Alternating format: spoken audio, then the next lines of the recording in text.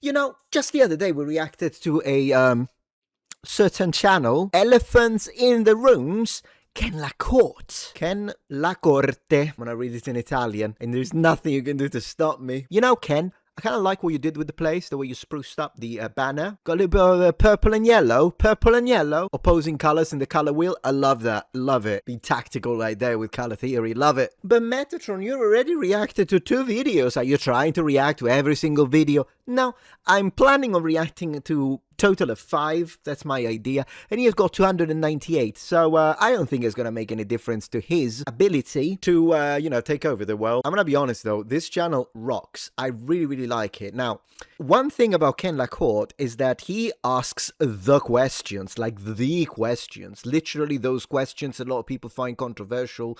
And in fact, they're scared. They're scared. This guy's no coward. I'm telling you that much. And I appreciate a brave man. I appreciate it.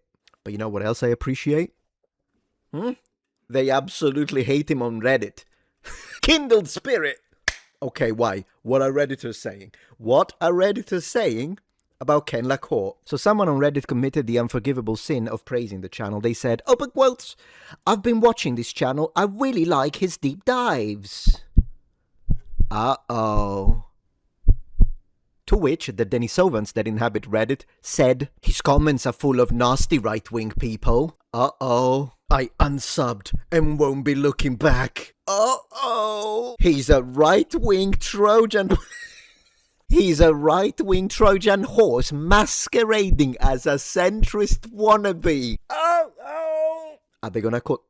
Are we going for the far... If we are going far right, I'm gonna have my entire audience subscribe to this guy. Are they accusing him of being far right? No, they didn't accuse him of being far right. Come on. They can't accuse someone this moderate to be a far right. Ken LaCorte is a far right pundit to use. Base guy, subscribe immediately. Immediately. Support him. I knew it. I knew this guy was... I could tell there was something I could tell. I could tell there was some baseness in that eye. That is in those glasses. I freaking knew it. Mr. Ken LaCorte. Mr. Ken.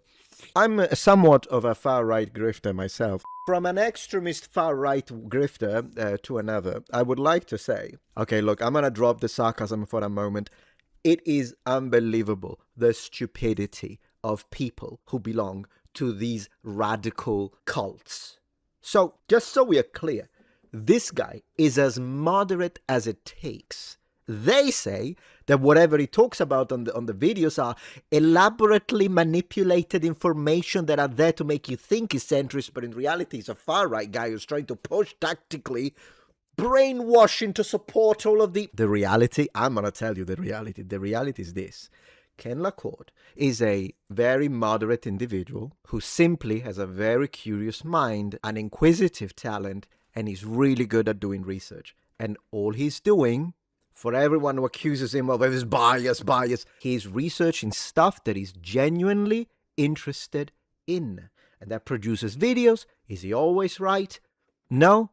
Who the heck is? But how about people learn to ditch these damn tribalistic cultist behavior whereby whenever you say something that is not radical left-wing cult approved, then immediately you have to be the most extreme far-right. Shut it. Just shut it. This man is genuine as it gets, 100%. Now, with that out of the way, let's pick a video. And in fact, I'm going to choose one of the videos that I believe is going to piss the same radical Redditors that were complaining about him the most. How about that? But seriously, go subscribe to the man. Why do so many Muslims marry their cousins? I'm doing this one. Let's go. I'm doing this one. 100%. I'm doing this one. Why do so many Muslims marry their cousin? Why do so many Muslims marry their cousin? Excellent question. I have to admit that despite being to the Mideast a few times, I really had no idea about this until I recently read a statistic that said 55% of British Pakistanis marry their first cousins. You know, I also didn't know to what extent this was common until I watched Andrew Wilson dismantle someone on a debate. But hey, it is... Let's see if he's gonna convey some research data and maybe see how the reality is. As a Westerner, it's a baffling concept that Pakistanis marry their first cousins. As a Westerner, it's a baffling concept that at first I didn't believe. But when I researched it, I found out that hundreds of millions of people, mostly in Muslim countries, are married to their cousin. Right. In a number of Does Muslim countries include the UK? Asking for a friend. countries, it's the majority of all marriages. So this What? is married to their cousin. In a number of countries, it's the majority of all marriages. That is absolutely insane. Is it first cousin, second cousin? Because, I mean, that also should be brought into the equation here. So this is what I do here at Elephants in Rooms. Yeah. Take a question that makes some people raise their eyebrows, Right. research it, and give you a straightforward and fair answer. Love the guy. That's what I'm looking. That's what I want. So give us the data, thank you. You know, I actually truly believe that this guy is not going to try to push anything, but instead he's actually looking at the real evidence and interpreting it at with his best skills. That's what I think we are looking at. All right, let's go. And it's never about nya, because the people on this planet are fascinating animals. Right. Here, we'll first look at the global picture. Okay. Where is it legal or banned or popular? Then we'll answer the question, why not marry your cousin? Looking at stigma and health reasons. Yeah, I mean, I got a few reasons in my mind. I flip it around and then get into the question of why people do it with the focus on Pakistan. Right. And then talk about what caused the split of Islam versus the world. Okay. Because there's a clear correlation with some twists. Absolutely. And finally, we'll take a quick look at how it really reshaped societies. Okay. Okay, so first of all, from a legal perspective, Legal. most countries don't ban marrying your cousin outright. The blue areas on this chart show that. So China does, South Korea and the Philippines, some countries in the Balkans, and a few others. Yeah, I think in the West you don't need to do it because it's already culturally frowned upon. The United States, it has a patchwork of laws. Wow. Legal in 18 states, restricted in a handful, and banned in the rest. Wow. Actually, 8 states criminalize marrying your first cousin instead of just denying a marriage license. Wow. And that's something that I couldn't find in any other country in the world. But even in Yeah, criminalizing. Wow. states and non-Muslim countries where it's fully legal, it's exceedingly rare in practice. In the United Well, of States, course. they estimate about 2 out of 1,000 marriages are among first cousins. It's very rare in Europe, Asia, Yeah. South America, and really any country without a large Muslim presence, with the exception of a few pockets in Hindu South India, which Okay. Yeah, no, even in Italy where I'm from, I've never met anyone who married their trying to think if I met one, maybe, but it's extremely rare and usually, yes, of course, frowned upon. sees rates over 25%. So where is it popular? On a map, it's easy to see what they call the cousin marriage belt. Yeah. It runs from Morocco through Pakistan, a nearly perfect overlap with Muslim majority countries. Yeah, of course, that's what it is. It's cultural aspects coming from the religion. I wonder why, though. Cousin consanguineous marriage. Why do they do it? Because at the end of the day, I don't see any favorable outcome from it. What's the point? I only see negatives, personally. Pakistan leads the bunch. About Pakistan. 2/3 of marriages are between blood relatives, 2/3? usually first cousins. Across the Mideast and North Africa, 20 to 50% of all marriages involve cousins. Wow. The overall numbers are hard to pin down precisely, but there are at least 500 million people married to their first cousin. Closer to 1 billion when you include second cousins as well. But it's important to note that there's not a uniformity here, with some Muslim countries having substantially lower rates. Bangladesh is 90% Muslim, but cousin marriage rate sits at around 17%. I say I don't want to deal with that shit. Do you think, so Bangladesh, maybe, you do say that a lot of them are Muslim, but maybe there is something cultural coming from pre-Muslim era that is sticking around, like a traditionalist? We'll see. Indonesia has the world's largest Muslim Where? population, but cousin marriage rate sits at around 17%. Okay. Indonesia has the world's Indonesia. largest Muslim population, and their cousin marriage rates are about the same. Turkey, about 25% and falling. The rate Okay, so it's Arabs. of India's Muslims is 32%, which is many times higher than non-Muslim societies, Yeah. but half the Pakistani rate, despite living right next door and sharing the same religion. Yeah, absolutely. So it is also cultural. Interesting. Some cultures are more resistant to it than others. You also see lower numbers among Muslims born in Western countries. Yeah. For instance, British Pakistanis born in the UK see rates drop by over half when they grew up in that different culture. Well, yeah, wait 20 years and then let's do it again and we'll see. So, what's so bad about marrying your cousin? Yeah. Let's take a look at the stigma and the health issues. But first, let's spend a moment on something that I think about constantly. How Sponsorship? news gets reported. Now, Ground news. I called it, guys. Took me 2 seconds. I worked in newsrooms for 2 decades, and I watched it turn from kind of biased to, you got to be kidding me. Today's sponsor, Ground News. You know what that makes me think? I knew it was Ground News. You know what that makes me think? Makes me think of the CDC and BBC. I mean, not that I would trust Fox News either. At this point, you can't trust anyone, can you? But Ground News is actually pretty based. I was sponsored by them a couple of times. I need to see if I can find the contact again. Is an antidote to that. They gather news coverage from over 50,000 sources and show you who's reporting on a story, how they're leaning, and just as critically, who's not reporting it at all. You can see funding, ownership, bias ratings, the whole picture. You can check it out at ground.news/elephants. Ground.news/elephants, guys. The feature I rely on the most, they call it blind spot. Yeah. It shows stories that are getting tons of coverage on one side of the political aisle and virtually none on the other. Here's a recent example. A convicted repeat felon in Chicago was charged with assaulting a pregnant woman while he was out on the city's electronic monitoring program. 100% of the coverage of that story was on the right, with absolutely no left-leaning sources reporting it. On the other hand, a story about how British Prime Minister Starmer came out in support of Denmark while the Trump administration was talking about wanting to take over Greenland was mostly reported by left-leaning media. Just 17% of the coverage was on the right. This is the problem. Yeah. If you're only consuming news from one side, you're not just missing context. You're sometimes missing. Man, this guy makes it so interesting. I'm actually providing commentary to the sponsor. Okay, let's thank you. Okay, so now back to the dating game. Yes. Let's talk about those cultures where it's not common and look at the question, why not marry your cousin? There are health issues to discuss, but in the West, marrying your cousin just feels wrong. It's a weaker version of the taboo against incest, but the gut reaction is immediate for most people, even if they can't quite articulate why. Part of it is familiarity. Cousins are family, and family just isn't supposed to be romantic. Yes. Cousins show up at family reunions, Christmas dinners, backyard barbecues. Potential partner and family, those just don't overlap in most of the world. Yes. Western individualism also emphasizes the whole concept of building a life with someone you choose. That's the opposite of someone your family tree gave you. Absolutely, yeah. Interesting, the tree gave you. Do you think it's families forcing it culturally in the Islamic world where this happens? And then there's a class dimension too.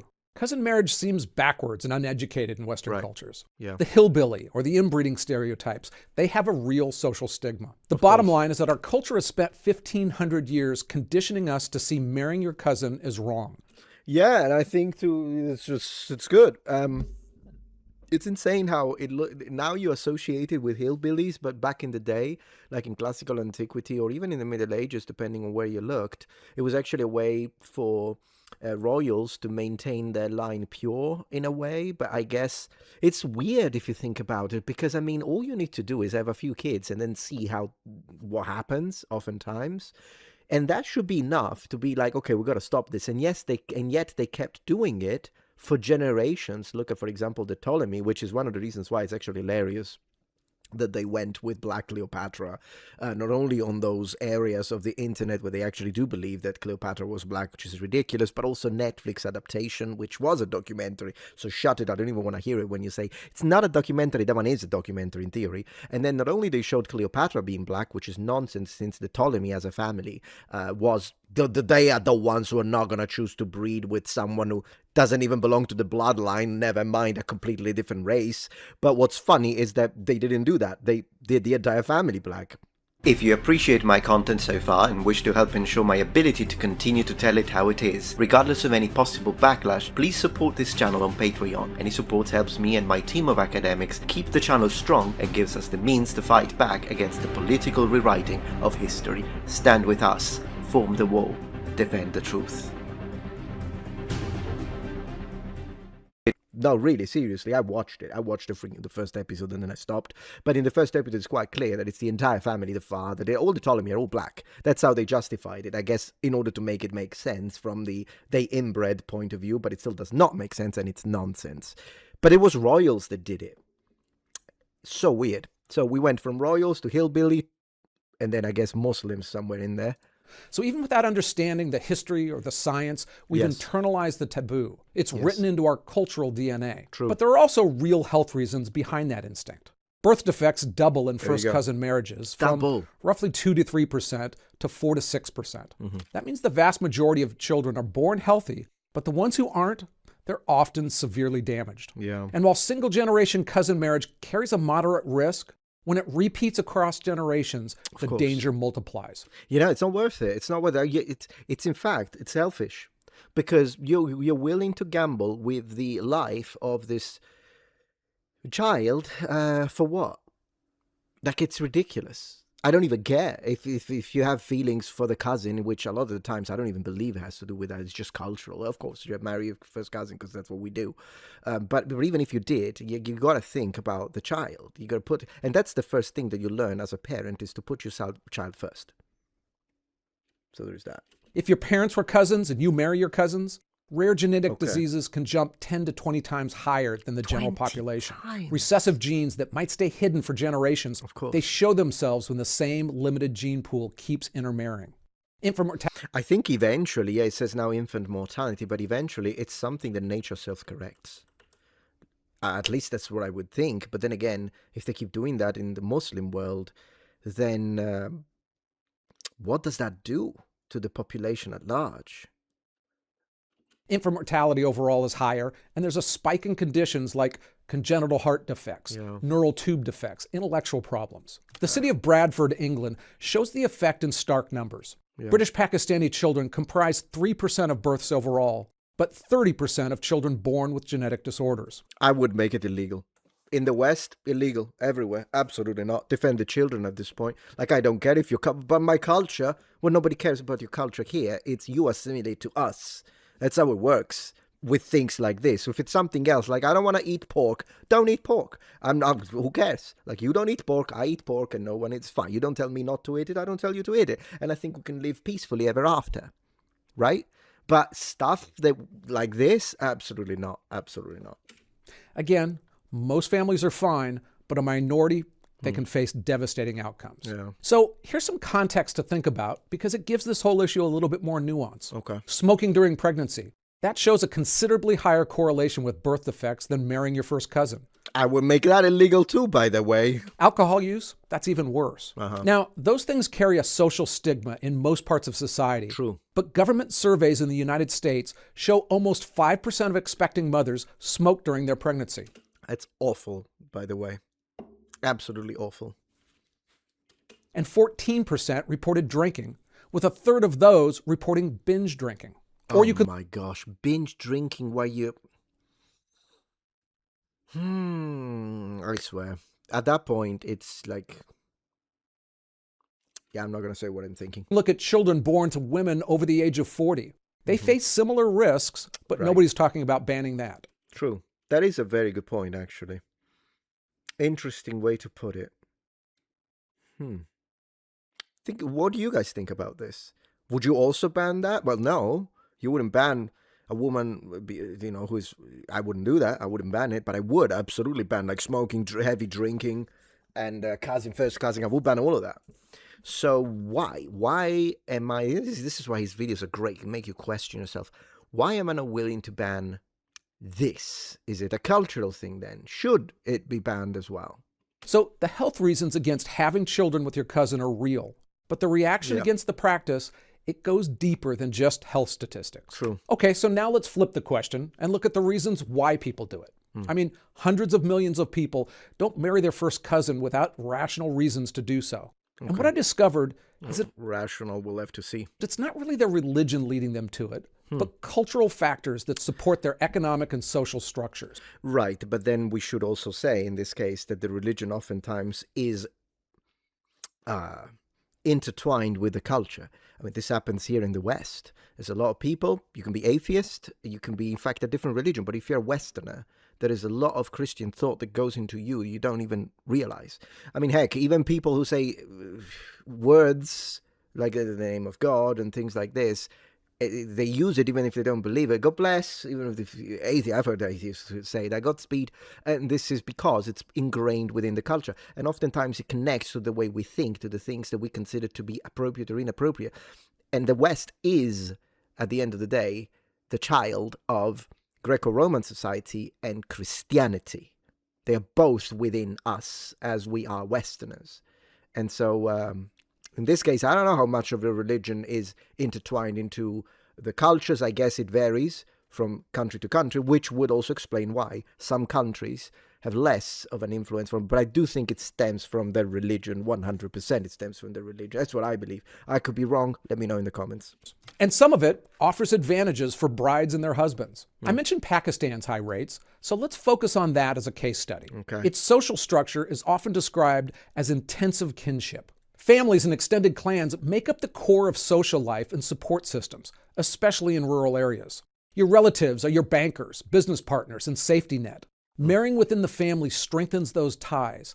And a cousin marriage, it's not just seen as a union of two people, it's essentially a contract between two branches of the same family. Clan strength, that depends on size, cohesion, and concentrated wealth. Marry outside the clan and you fragment those. You're now doing favors for your wife's relatives instead of building your own power base. What if you marry rich?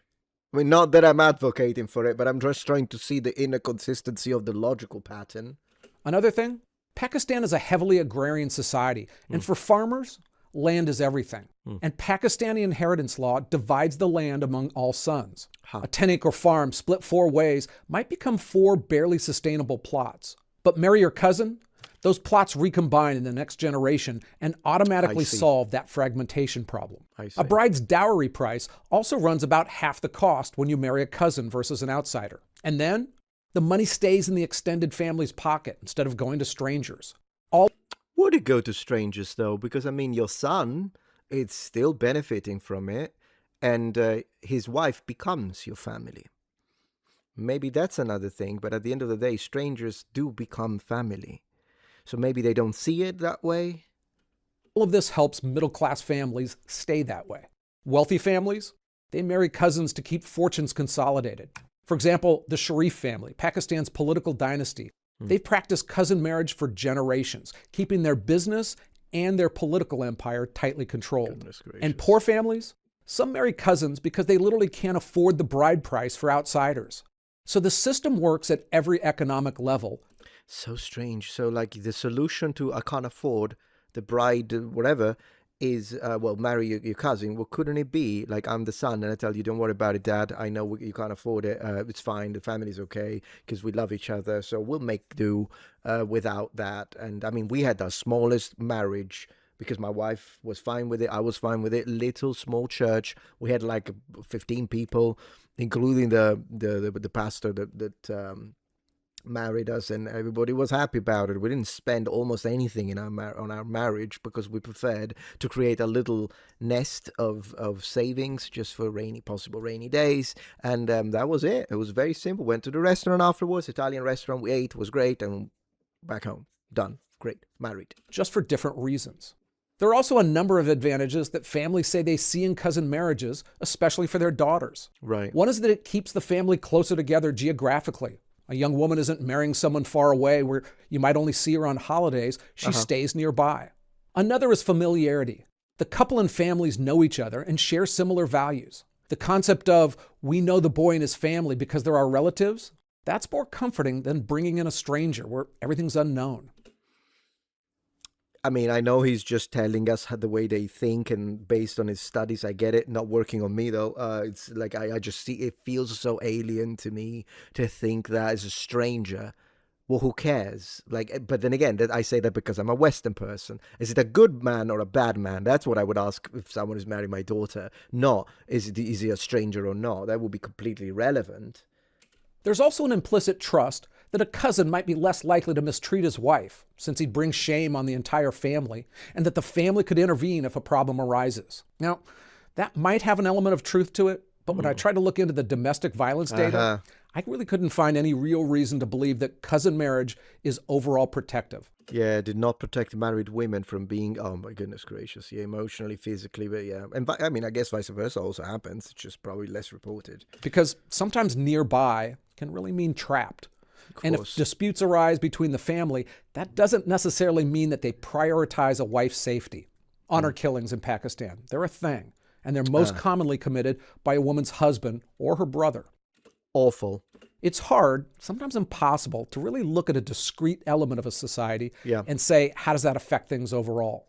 Another factor that perpetuates cousin marriage is extreme gender segregation. Okay. In rural areas, women are often kept separate from men outside their family altogether. In conservative households, women's entire social world is the family compound. They often can't leave the house unaccompanied.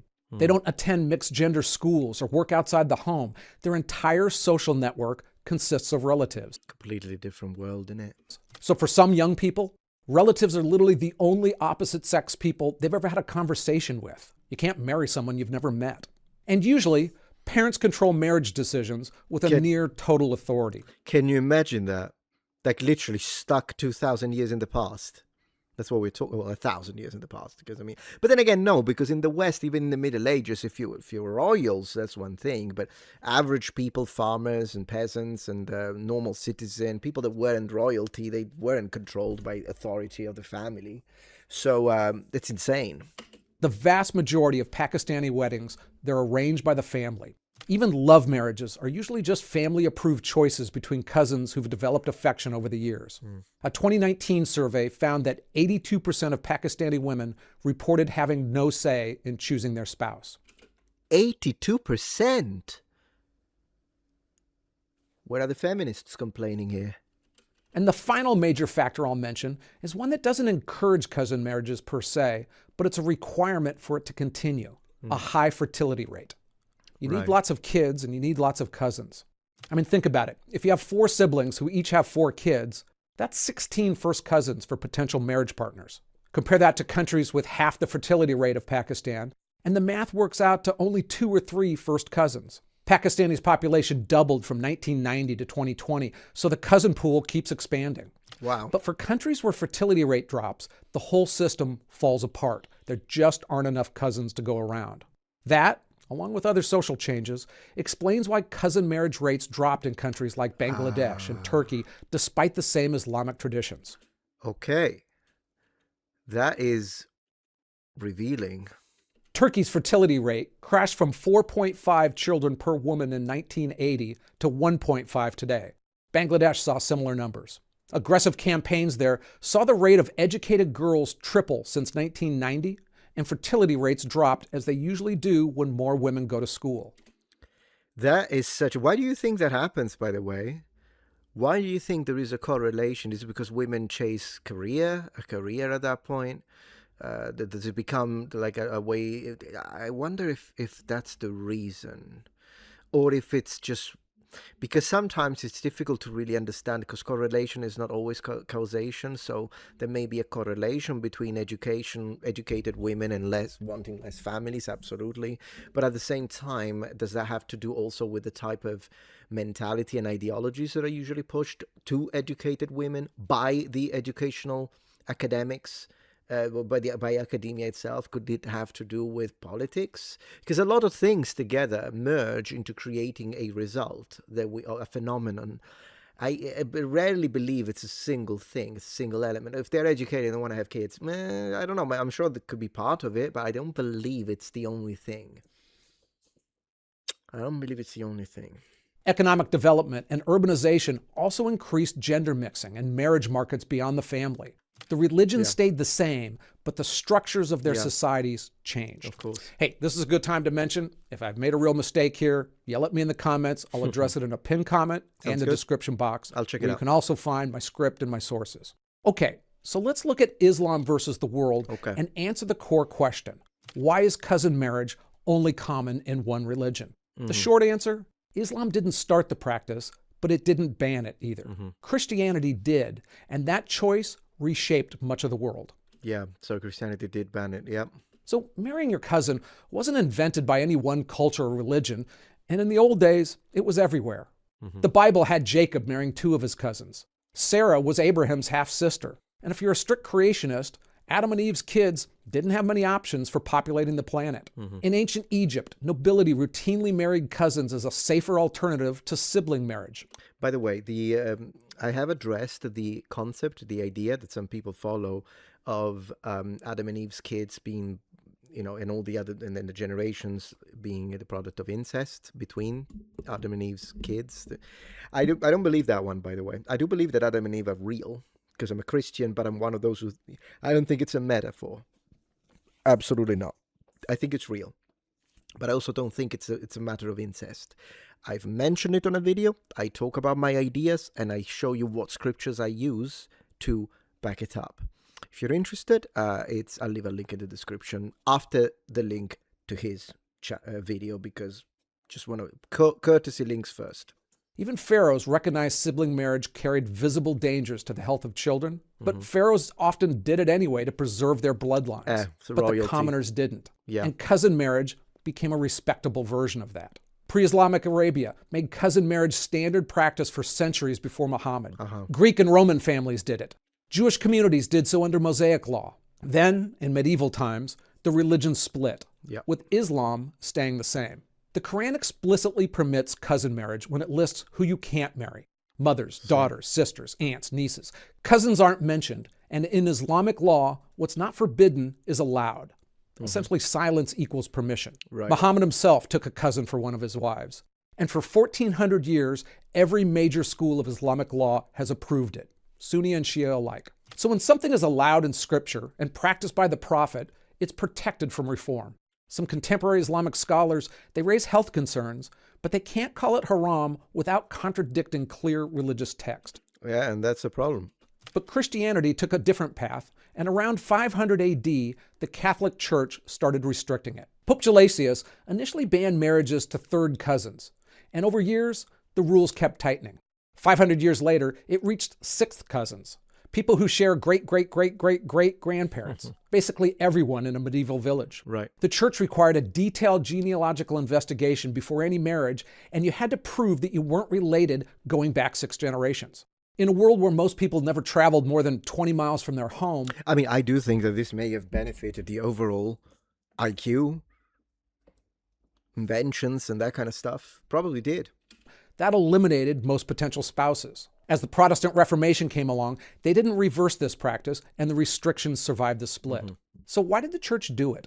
St. Augustine argued in the 5th century that marrying outside kin groups should bind social life more effectively. He noted cousin marriage wasn't forbidden by divine law, but that people shrank from it because it felt too close to incest.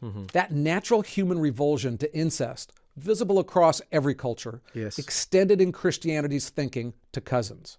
Now, some historians, like Jack Goody, argue a darker theory, that the church was really motivated by money. Weakening lineages increased the odds that property would go to the church. It's a stretch. When families died without heirs. Now, it's easy in life to... They've already done that with celibate priesthood anyway, so I think that's a stretch. We say, you're doing that for self-serving reasons, but it's hard to figure out the truth sometimes. In this instance, there's really little evidence to really believe that medieval clergy were cynical schemers. But the policy did bring political and economic changes. Breaking kinship structures, it weakened power bases that rivaled the church authority. And by 1200, the church owned over a quarter of Europe's land that could be cultivated. Much of it through these inheritance patterns. Man, you should see how many properties in Rome the Vatican still owns. Still, the church eventually rolled the prohibition back, which could argue against a pure land grab, and by the 1200s, it settled on first cousins. Victorian England still had some instances of it in the upper classes, but by the 1900s, the practice was generally under 1% in Western countries. Generally under 1% in Western countries. It's gotta have a visible, practical effect on the general gene pool of the populations, particularly when compared to countries where you've got an 80%. It's massive. So what about non-Christian, non-Muslim countries? China's path on cousin marriage, it was a bit messy, with different dynasties having different rules. The practice never had religious protection, though, so when the Communist Party banned it in 1980, it was really just a public health decision. India's more complicated. It never passed a national ban, but rates sharply declined in urban areas where education, mobility, and falling birth rates, they did what laws didn't have to. The worldwide pattern? We see a combination of Western influence, modernization, and genetic awareness driving the decline. Genetic awareness driving the decline. Christianity really led the way in medieval times, and most everyone else followed over the next 150 years. So Islam didn't change, Christianity and the rest of the world did. And that split created 2 fundamentally different social structures that we see today. So whether the church meant to or not, the ban changed how people lived. So let's take a look at how it reshaped societies. Primarily, it forced Europeans to build economic and social relationships outside of kinship networks. You couldn't keep a family business going for generations by marrying cousins. Instead, you had to create partnerships and contracts with non-relatives. You know, it is fascinating how things that appear small end up having a butterfly effect and branch out and having effects into things that after a few centuries you might think, oh goodness gracious, this is what caused that. And sometimes it's really difficult to figure it out. But something like that happens a lot also when you look at, for example, the way weapons and armor, the arms race, if you will, between the development of better weapons all throughout Roman period and then the early Middle Ages, the high Middle Ages, the late Middle Ages, Renaissance, because literally we kept being at war with each other, and the proximity in Europe as opposed to, for example, all the land that you had and the space that you had in America, for instance, when you had the Aztecs and whatnot. And then that really, because that's a problem. When you have a lot of competition, there is a lot of war is something that pushes development and progress. I wish it wasn't the case, but it is real. You keep inventing because it's the only way to survive in a highly competitive society. And I imagine, and this is what drew economic growth. Push the development of institutions like guilds and corporations and banks that would lend to strangers. Yeah, Middle look Eastern at the Templars. societies, they kept their family-based trust networks. European marriage patterns created smaller nuclear families instead of large clans. So inheritance split across smaller family lines, not staying with the big extended families. Property had to be managed more actively. Look at It the couldn't castle. just sit in a large family's hands for centuries. The social structure shifted from clan loyalty to individual achievement. And when you can't rely on a massive family network, you look outward. Yeah, so individualism is part of it. Interesting how the fascists, for instance, historically tried to remove individualism, which is in fact something that happens in all sorts of totalitarian regimes. Look at, again, the Soviets in the USSR, communists. Look at the Austrian Painters Fan Club in Austrian Germany, should I say. They all tried to remove the individual in a way. I think it was a step backwards. Professional associations, trade groups, political parties built on ideas, not bloodlines. By the 1800s, Western Europe had evolved into different economic structures. Now, obviously there were a lot of factors, but it's a deeper structural difference than most people realize. To some extent, Western individualism might not be a cultural value we chose, but what happens when you can't marry your cousins for 1,000 years? Again, I don't think it's the only aspect, but it could be one of the foundational elements, totally. Guys, I had a blast researching this video, yeah. and I hope I was able to help you learn about a topic that too many people only approach with pointy fingers. If you liked it, you also may like this other video I produced. It's why groups of people change their names. And not only change them, but then consider it a serious insult to use the last one. For instance, how did the term Negro or colored people go from fine to don't say that? It's a fascinating look at language, group dynamics, and politics that I think you might find interesting. Fascinating. All right. Thank you very much, Ken. Really appreciate. Fantastic video and channel. I think next one, I'm going to look for something about ancient Rome because I noticed he has got something. So if you guys want to see that, let me know in the comments, and thank you very much for watching. Bye. Far right.